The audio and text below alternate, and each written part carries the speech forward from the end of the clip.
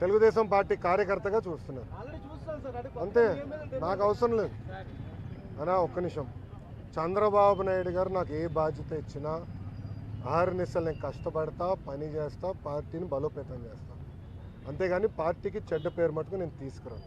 మీరు చూశారు, పాదయాత్రకి వెళ్ళా, నా వల్ల పార్టీకి ఏనాడు ఒక ఇబ్బంది కలగలేదు. నేను ఒక క్రమశిక్షణతో పార్టీ నాకు ఇచ్చిన ప్రతి బాధ్యత నేను నెరవేరుస్తాను, కట్టుబడి ఉన్నాను. కొత్త కమిటీల్లో నేను కూడా ఒక చర్చ చేస్తున్నా, రేపు పాలిట్ బ్యూరోలో డిస్కస్ చేస్తున్నా. ఒక వ్యక్తి ఒక పదవిలో 3 టర్ముల కన్నా ఎక్కువ ఉండకూడదు నేను వ్యక్తిగతంగా నమ్ముతాను. అది నా వ్యక్తిగత అభిప్రాయం, పార్టీ అభిప్రాయం కాదు, నాయకుల అభిప్రాయం కాదు, నా అభిప్రాయం, లోకేష్గా నా అభిప్రాయం. నేను కూడా ఈసారి నేషనల్ జనరల్ సెక్రటరీగా ఉండకూడదని నేను భావిస్తాను. ఎందుకంటే 3 టర్ములు నేను అక్కడనే ఉంటున్నాను, వేరే వాళ్ళు కూడా అవకాశం రావాలి. గ్రామ పార్టీ నుంచి పార్టీలో మూవ్మెంట్ పాలిట్ బ్యూరో వరకు రావాలనేది నా లక్ష్యం, నా ఆలోచన. రైట్ ఆర్ రాంగ్ అది పెద్దలు నిర్ణయిస్తారు, నా ఆలోచన అది. అందుకే ఈసారి నేను కానీ రాము కానీ, మళ్ళీ రాము అంటే ఏడుస్తారు వైకాపాలో. ఎందుకు ఏడుస్తారు నాకు తెలీదు.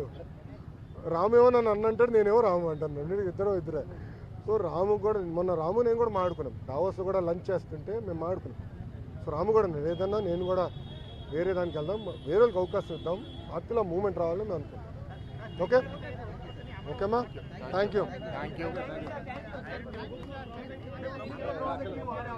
ఏంటన్నా